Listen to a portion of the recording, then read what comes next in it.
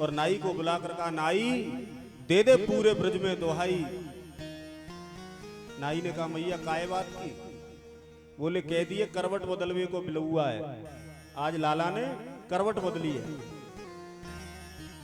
करवट बदलवे को बिलुआ है तो नाई निकले, पूरे नगर में पूरे ब्रज में दोहाई दे दी कि सब लोग चलो, लाला ने करवट बदली है, मैया ने बुलावा भिजवाया है, सभी लोग चलो। सभी गोपी, सभी ग्वाल, वो तो बार बार आते हैं लाला के दर्शन करने, क्योंकि कोई साधारण लाला थोड़ी आया है। इतने आनंदित हो जाते हैं लाला के दर्शन करने करके, तो सब भागते हैं।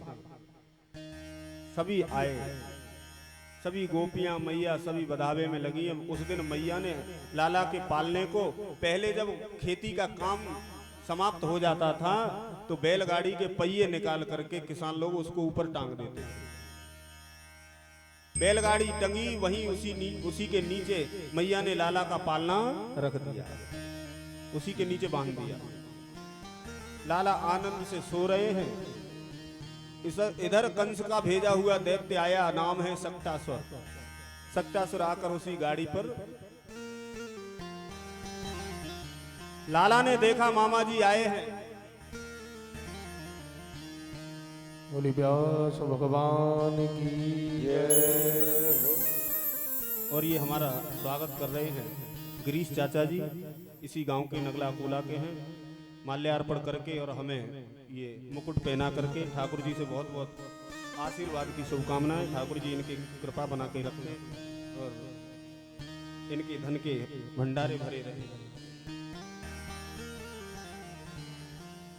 अभी कलश वाली कन्या आई नहीं है, बैठ जाइए, बाद में कर देना, कोई बात नहीं। ये सभी कन्याओं का स्वागत करेंगे, शायद संतों का भी सभी का स्वागत करेंगे, तो इनके लिए ठाकुर जी से बहुत बहुत आशीर्वाद की शुभकामनाएं। बोलिए नंद के लाला की जय हो। सुखदेव भगवान कहते हैं, देखा मामा जी आए हैं, स्वागत करना चाहिए। तो पालने में लेटे लाला ने अपने पैर का अंगूठा जैसे ही गाड़ी में मारा, वो गाड़ी पर बैठा सक्टासुर आकाश मार्ग को चला। गाड़ी बहुत ऊंची उड़ गई। बालक दौड़े, जो छोटे छोटे ग्वाले, मैया तेरे लाला ने चमत्कार कर दियो। मैया बोली, भैया ऐसा का चमत्कार कर दियो? बोले, तेरे लाला ने एक लात में गाड़ी आकाश में उड़ा दी। छोटे छोटे बालक हैं ना, तो माताओं ने नहीं माना कि छोटा सा बच्चा गाड़ी को कैसे उड़ा देगा। और जब गाड़ी ऊपर से नीचे गिरी और तब आवाज हुई, भयानक शोर हुआ, तब दौड़ी मैया। मैया दौड़ी, दौड़कर लाला को उठाया, गाड़ी के चकनाचूर बन गया, सब टूट गई गाड़ी। सक्टासुर का उद्धार किया। आए दिन उत्सव करती है मैया, उत्सव में विघ्न न पड़े। लाला को गोद में ले लिया, सभी गोपियों से निवेदन किया, बहन अब तुम सब लोग अपने अपने घर को जाओ, और मुझे लगता है मेरे लाला को किसी की नजर लग गई। मैया फिर पूंछ का, गाय की पूंछ का झाड़ा लगाती, बड़ा दुलार करती है मैया। धीरे धीरे समय व्यतीत हुआ। एक दिन लाला लेटे हैं आंगन में, मैया गृह कार्य में लगी हैं, और कंस रोज भेजता, किसी न किसी भेजता तो है, लेकिन लौटकर कोई जाता नहीं है, कोई नहीं बताता जाकर कि तुम्हारे मारने वाला जो तुम्हारा काल बताया उस कन्या ने, वो देखने में लगता है। सुखदेव भगवान कहते हैं, कौन आया? एकदारोहमारुणं लालयन्तीं सुतं सती गरिमाणं शिवोर्बोधं न सेहे गिरिकूटवत्। एक दिन मैया अपने लाला को गोद में लेकर स्तनपान करा रही है। प्रणाव्रत आया। अभी जब ये खेत कट जाएंगे ना, तो एक जब हवा चलती है तो गोल गोल बवंडर सा बन जाता है, उसके बीच में जो भी आ जाता है, चाहे वो फसल रखी हो, चाहे गेहूं का बोझ रखा हो, भूसा हो, सबको एकदम उड़ा के ले जाता है आकाश में। भगवान ने देखा मामा जी आ रहे हैं, मेरे साथ कहीं मैया पर भी अटैक न कर दें, क्या करूं? भगवान ने लीला कर लीला की। दूध पीते पीते लाला इतने भारी होने लगे, भगवान ने अपने वजन को बढ़ाना प्रारंभ कर दिया। मैया स्तनपान करा रही हैं और जैसे ही लाला ने वजन बढ़ाया, मैया सोचने लगी बहुत देर से दूध पी रहे हो है, मुझे लगता है ज्यादा दूध पी गए हो। इसने ज्यादा दूध पी लिया, इसका वजन इतना बढ़ गया। मैया ने जैसे कोई पत्थर का लोड़ा हो नीचे खिसका देते ना, वैसे ही गोद से नीचे खिसका दिया भगवान ने। और मैया उठ करके घर के कार्य में लग गई। आया तृणावृत और उसी अपने वायु रूपी भवंडर में भगवान को उड़ा करके ले गया। पूरे गोकुल का भ्रमण किया। भगवान कहते हैं, वाह मामा जी, तुमने तो मुझे पूरे नगर का भ्रमण करा दिया, फ्री में सैर करा दी तुमने। वो भी वायुमंडल में घुमा रहे हो, लोग प्लेन में बैठने के लिए बहुत खर्चा करते हैं, तुमने मुझे तो फ्री में सैर करा दी। और जैसे ही गोकुल से चला मथुरा की तरफ लेकर, तो भगवान ने वजन और बढ़ाना प्रारंभ कर दिया। तमंतरिक्षातपतितं शिलायां विशीर्ण सर्वावयवं करालं पुरं यथा रुद्रसरेण विद्धं स्त्रियोरुगत्ये ददृश्य समेता। भगवान ने इतना वजन बढ़ाया, इतना वजन बढ़ाया, अब तो घबरा गया। मन में सोचने लगा, मुझे तो लगता है लाला के बदले मैं नंद भवन से कोई पत्थर उठा के ले आया हूं। अरे ऐसा भी कोई लाला होता है जिसमें इतना वजन, मैं इतना बलवान होकर भी इसको नहीं सहन कर पा रहा। जैसे ही मामा जी चले ना मथुरा की तरफ, भगवान ने वजन बढ़ाया और उनका गला पकड़ लिया ऊपर। एक भयानक पत्थर की चट्टान दिखी, उसमें ले जाकर मामा जी की जय सिया राम कर दी। बोलिए भक्तवत्सल भगवान की जय हो। जय जय श्री राधे श्याम। सुखदेव भगवान कहते हैं, तृणाव्रत का उद्धार भगवान ने कर दिया। भगवान आए इसीलिए, रोज कंस भेजता है और भगवान उद्धार कर देते। या तो भगवान से प्रेम करो तो एक नंबर वाला, दिखावे वाला नहीं, एक नंबर का करोगे तभी काम चलेगा। और यदि प्रेम ना करो तो फिर इन दुष्टों की तरह शत्रुता कर लो पूरी। कभी कभी हमारा भाव ऐसा होता है, हम बहुत भगवान की पूजा करते हैं, बहुत प्रेम करते हैं, ठाकुर जी को गोद में लेकर इधर उधर घूमते हैं, कथा में भी ले जाते हैं, कहीं तीर्थ में जाते हैं, तीर्थ में भी ले जाते हैं। और जिस दिन कभी मनोकामना पूरी नहीं होती तो ऐसे ऐसे भक्त हैं, ठाकुर जी को गंगा जी में ही विसर्जन कर जाते हैं। कहते हैं तुम किसी काम के नहीं हो, सुनते उनते हो नहीं, हम इधर उधर तुम्हारी सेवा करते फिर रहे हैं, जाओ। ऐसे नहीं, ये दैत्य लोग भजन कभी किया नहीं और भगवान के परम धाम को प्राप्त कर लिया। कैसे? या तो प्रेम करो तो अव्वल दर्जे का, या फिर उनसे झगड़ा करो तो बढ़िया वाला करो। कंस की तरह, रावण की तरह, शिशुपाल दंतवक्र की तरह, हिरण्याक्ष हिरण्यकशिपु की तरह, तो तुम्हारा उद्धार हो जाए। हमारा प्रेम स्थिर नहीं है, गोपाल जी पर भरोसा करते हैं, काम नहीं बनता है तो उन्हीं को गालियां देने लगते हैं। अच्छा, लोग समाज को दोषी बनाएं, अच्छी बात है, लेकिन कभी कभी ये कहते हैं लोग कोई काम बिगड़ जाए तो भगवान तुमने ये अच्छा नहीं किया। भगवान को ऐसा नहीं करना चाहिए था। भगवान कभी किसी का बुरा नहीं करते। अवश्यमेव भोक्तव्यम कृतं कर्म शुभाशुभम। व्यक्ति अपने किए हुए का ही उपभोग करता है। अच्छा कर्म करता है तो अच्छा फल मिलता है, बुरे कर्म करता है तो बुरा फल मिलता है। गोस्वामी तुलसीदास जी रामचरितमानस में बड़े सुंदर भाव में लिखते हैं, लक्ष्मण जी राम जी जब वन में गए ना, तो निषाद राज ने कहा, भैया तुम्हारी जो केकई मैया हैं सौतेली, उन्होंने तुम्हारे साथ अच्छा नहीं किया, उनकी वजह से तुम्हें जंगल में भटकना पड़ रहा है। तब लक्ष्मण जी ने कहा, भैया कोई किसी को दुख नहीं देता, कोई किसी को सुख नहीं देता। क्यों? तब गोस्वामी तुलसीदास जी लिखते हैं, लक्ष्मण जी कहते हैं निषाद राज से, कि कोई न काऊ सुख दुख करे दाता, निज कृति कर्म भोग सब भ्राता। निज कृति कर्म भोग सब भ्राता, निज कृति कर्म भोग सब भ्राता।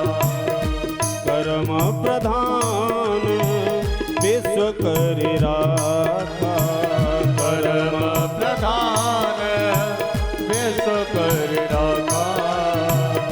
जो जस करहे सो तस फल जाता, जो जस करे सो तस फल जाता। कोई न काऊ सुख दुख करे दाता, निज करे कर्म भोग सब भ्राता, निज कृति कर्म भोग सब भ्राता। बोलिए भक्तवत्सल भगवान की जय हो। लक्ष्मण जी ने कहा भैया व्यक्ति सब अपने किए का भोगता है। शास्त्र कहता है अवश्यम एव भोक्तव्यम कृतम कर्म शुभाशुभम। व्यक्ति को अवश्य भोगना पड़ेगा। अच्छा कर्म करेगा अच्छा फल भोगेगा, बुरे कर्म करेगा बुरा फल भोगना पड़ेगा। ये भी नहीं है हमने परिवार के लिए चोरी करी, किसी का गला काट के हम धन कमा के लाए, सबको खिलाया तो सब उसके दोषी होंगे, नहीं। तुम खूब सब गला काट के धन लाओ, पूरे परिवार का भरण पोषण करो, उसका दोष तुम्हें ही लगेगा, उनको नहीं। तुम्ही को भोगना है, उसमें कोई तुम्हारा साथ नहीं देने वाला। जो भी शुभ अशुभ कर्म करता है व्यक्ति, उसी का फल उसे भोगना पड़ता है। सुखदेव जी कहते हैं राजन परीक्षित, धीरे धीरे लाला 10 दिन के हो गए। वसुदेव जी ने अपने कुल पुरोहित हैं, जो कुल गुरु हैं गर्गाचार्य जी, उनको बुलाया। यदुवंशियों के जो कुल गुरु हैं, वसुदेव जी ने कहा तुम नंद भवन में गोकुल में चले जाओ और वहां जाकर नंद बाबा के यहां जो बालक हैं उनका नामकरण करो।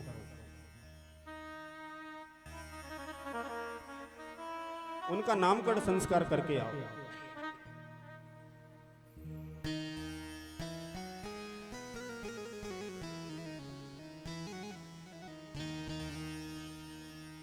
श्रीमद्भागवत महापुराण की।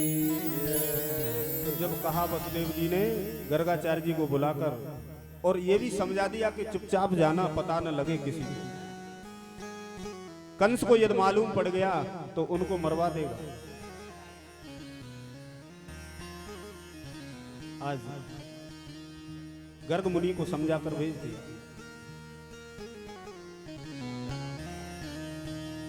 व्यास भगवान की जय, ब्रह्मदेव महाराज की। और ये छोटे से भैया आए हैं मयंक नगला अन्नी से, ये हमारा माल्यार्पण करके स्वागत कर रहे हैं। ठाकुर जी से बहुत बहुत आशीर्वाद की शुभकामना।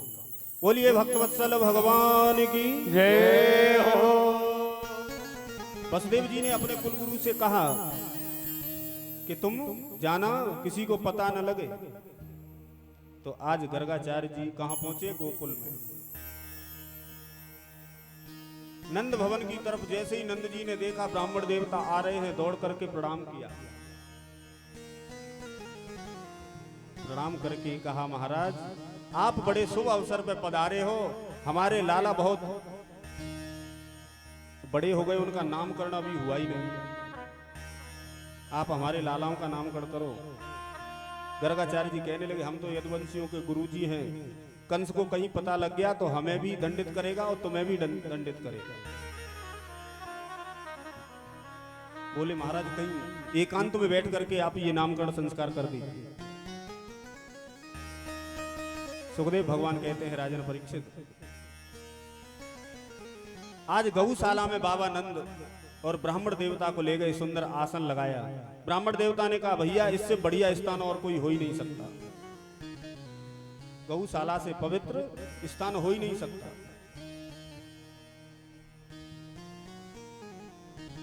दोनों माताओं से कह दिया ब्राह्मण देवता आए हैं, लालाओं को तैयार करो, नामकरण कराना है।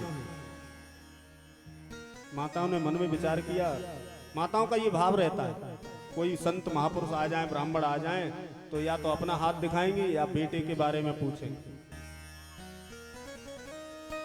बोले लाओ आज परीक्षा ले लें, ये पंडित जी कुछ जानते भी हैं कि ऐसे ही आ गए हैं इतनी दूर से। दोनों माताओं ने अपने लालाओं को आपस में बदल लिया। रोहिणी का बालक यशोदा ने ले लिया और यशोदा का बालक रोहिणी ने ले लिया। गर्गाचार्य जी के सामने दोनों माताएं पहुंची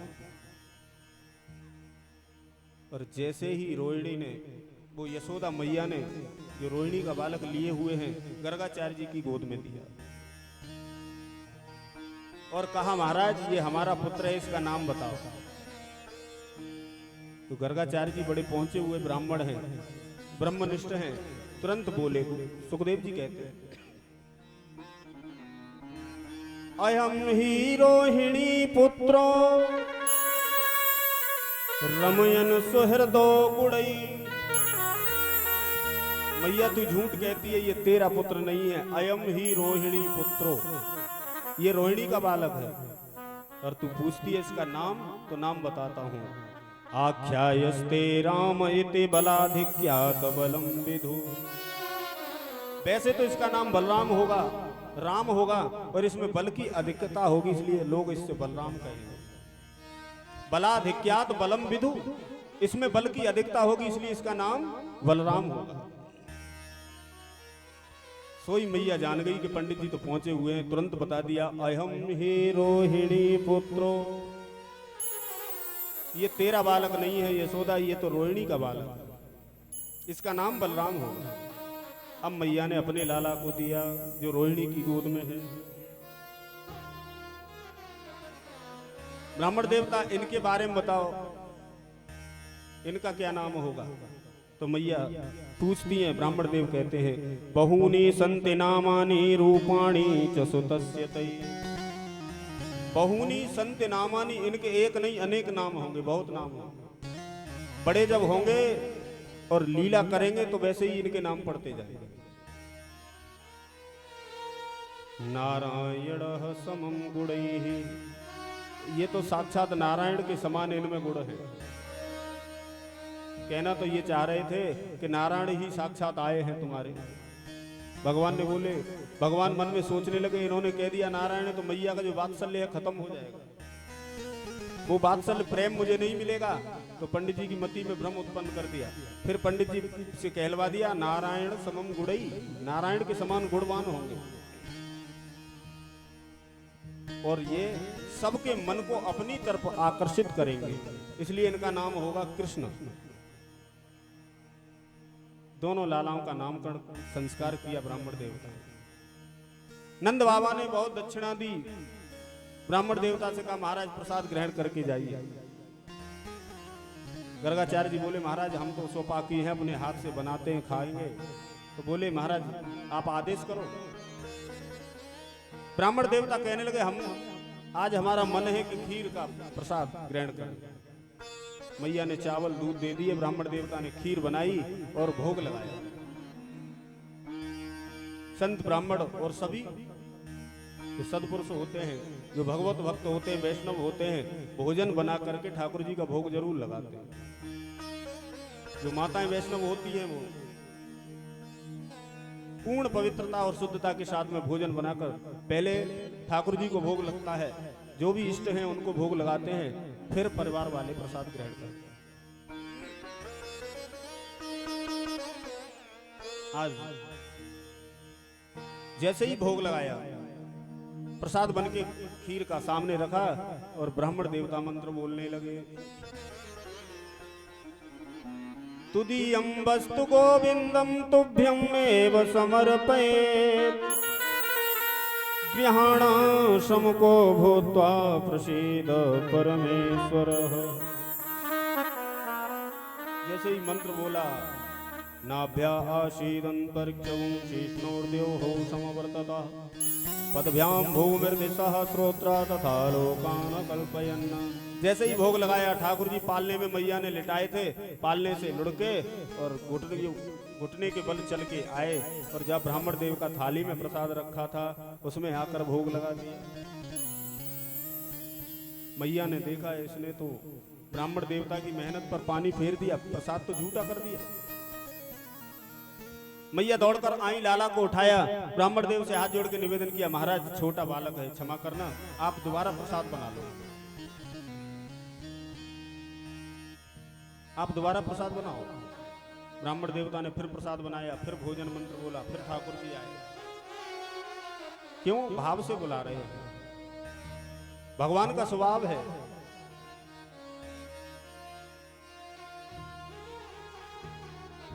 भाव का भूखा हूं मैं, बस भाव ही एक सार है। भाव से भजले जो नर तो भव से बेड़ा पार है। भाव बिन कोई पुकारे मैं कभी सुनता नहीं। तेर भक्ति भाव की करते मुझे लाचार है। भगवान भाव के भूखे हैं। ब्राह्मण देव भाव से भोजन मंत्र बोलते हैं, भोग लगाते हैं, ठाकुर जी आ जाते हैं। अब की बार मैया ने गुस्से में ले जाकर लाला को पालने में पटक दिया। अभी बड़ा उद्दंड है, इतना छोटा है, बार बार जाता है, बार बार प्रसाद झूठा कर। फिर प्रसाद बनाया, अब की बार भगवान नहीं आए। भगवान कहते हैं कि भाव बिन कोई पुकारे मैं कभी सुनता नहीं। तेर भक्ति भाव की करती मुझे लाचार है। भागवत भगवान पदार्थ के भूखे नहीं है, भाव के भूखे हैं। गीता में भगवान कहते हैं पत्रम पुष्पम फलम तोयम यो में भक्त्या प्रियक्षते। कितना भी बड़े भोग कोई लगाए उसके हृदय में भाव नहीं है तो जैसे दुर्योधन की मेवा त्याग करके भगवान चले आए। दुर्योधन के प्रसाद को ठुकरा दिया 56 भोग को और कहां गए? विदुर जी के यहाँ। वहां भाव है। सभा में कह दिया, विदुर जी गए, तैयारियां करने लगे, उससे पहले ही ठाकुर जी पहुंच गए। विदुरानी जो काकी है स्नान कर रही थी, आवाज लगा दी, काका जी। विदुरानी आई, दरवाजा खोला और भाव के विवल होकर विदुरानी जो छिलके केले हैं उनको फेंक दे रही हैं, छिलके दे रही हैं, गोविंद खा रहे हैं।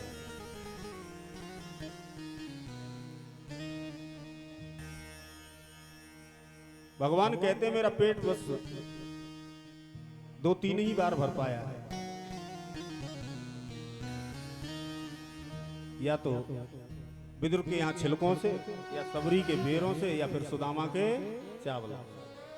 यहाँ पदार्थ की महिमा नहीं है भक्तों, ठाकुर जी के यहाँ भाव की महिमा है। जो दुनिया को खिलाने वाला है उसे तुम क्या खिलाओगे। लेकिन हमारा ये कर्तव्य है। ठाकुर जी ने इतनी कृपा करके ये मानव देह प्रदान किया, सुंदर शरीर दिया। एक एक अंग इतना कीमती है और कीमत कब पता लगती है? जब वो अंग हमारा खराब हो जाता है। तो आंख खराब हो जाए, डॉक्टर के पास जाओ, इतना खर्चा बता देते हैं कि व्यक्ति घबरा जाता है। और भगवान ने क्या किया है, कितनी कृपा करी है। एक नहीं 2 आंखें दी है। एक में कुछ गड़बड़ आ जाए तो दूसरी से काम चल जाए। किडनी देखो महाराज 2-2 दी हैं।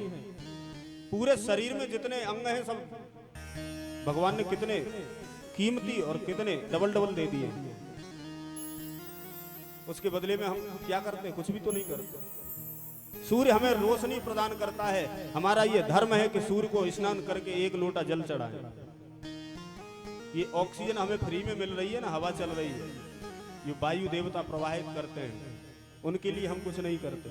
कोरोना काल में ऑक्सीजन नहीं मिल रही थी तो लोग मारामारी कर रहे थे कि नहीं? एक सिलेंडर के लिए तमा थे, परेशान थे। ये हमें फ्री में मिल रहा है, इसलिए इसका कोई मतलब ही नहीं समझ रहे। मतलब कब समझते हैं? जब जिस चीज की जरूरत होती है और हमें उपलब्ध नहीं होती, मिलती नहीं। तो भैया समय रहते कीमत करना सीख जाओ तो फिर रोना नहीं पड़ेगा। मेरे कहने का भाव ठाकुर जी को भाव प्रिय है। गोस्वामी तुलसीदास जी भी कहते हैं हरि व्यापक सर्वत्र समाना, प्रेम ते प्रगट होहि में जाना। हरि व्यापक सर्वत्र समाना, प्रेम ते प्रगट होहि में जाना।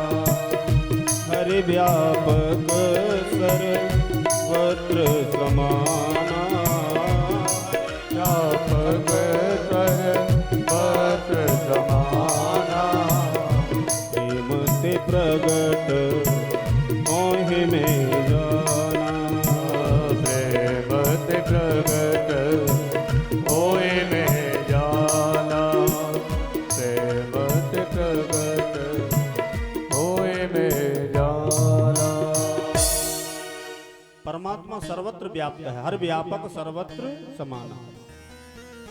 इसलिए तुलसीदास जी कहते हैं, तुलसी या संसार में सबसे मिलिए हार, ना जाने के ही रूप में नारायण मिल जाए। पता नहीं कब किस रूप में परमात्मा सामने आकर खड़े हो जाएं और हमसे अपराध हो जाए। इसलिए सबसे प्रेम करो, सब पर दया करो, सर्वभूतेषु दयया।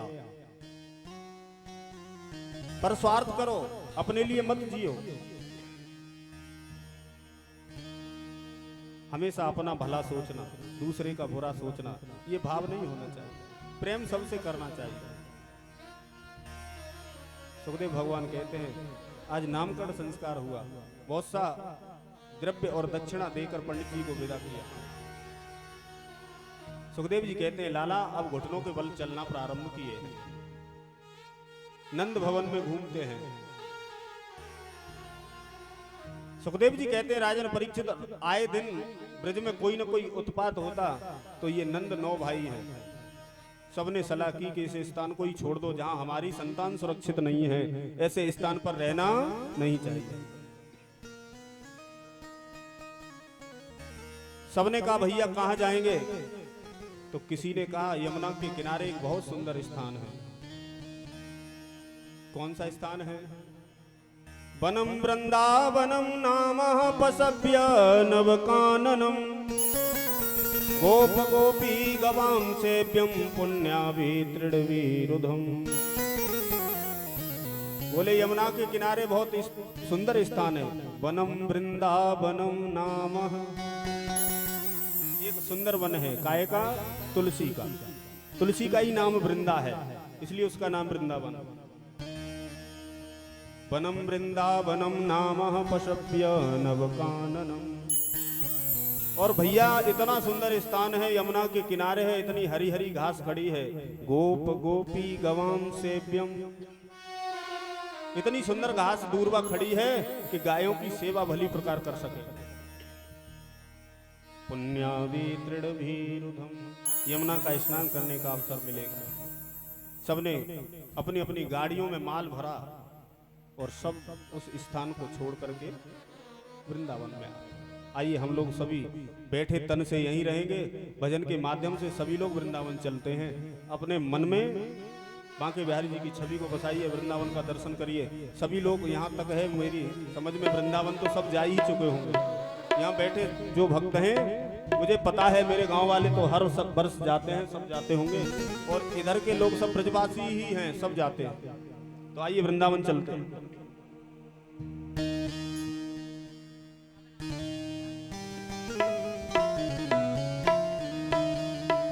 वृंदावन जाने को जी चाहता है, वृंदावन जाने को जी चाहता है, वृंदावन जाने को जी चाहता है, वृंदावन जाने को जी चाहता है, वृंदावन जाने को जी चाहता है, राधे राधे गाने को जी चाहता है, श्री राधे राधे गाने को जी चाहता है। ताली की सेवा करते हुए भाव से गाइए, बोली वृंदावन बिहारी लाल की जय हो।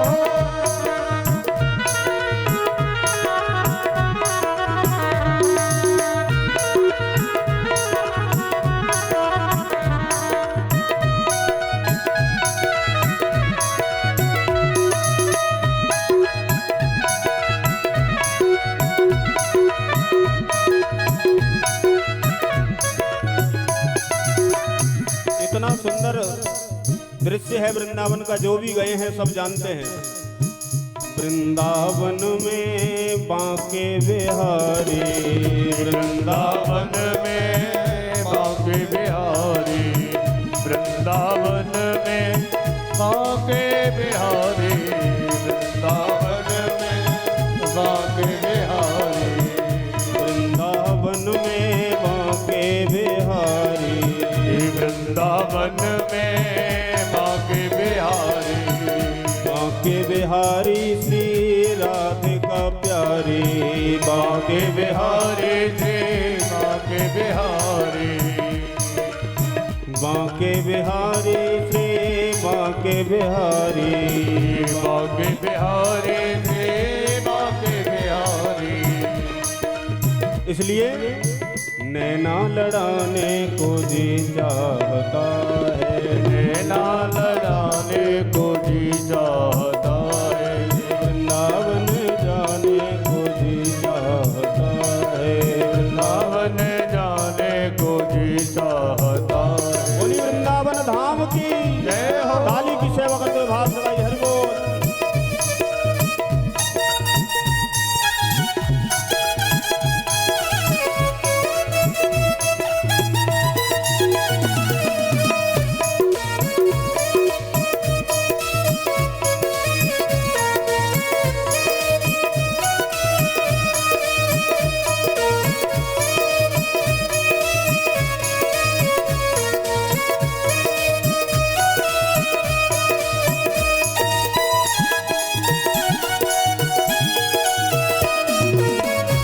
बांके बिहारी लाल की जय हो।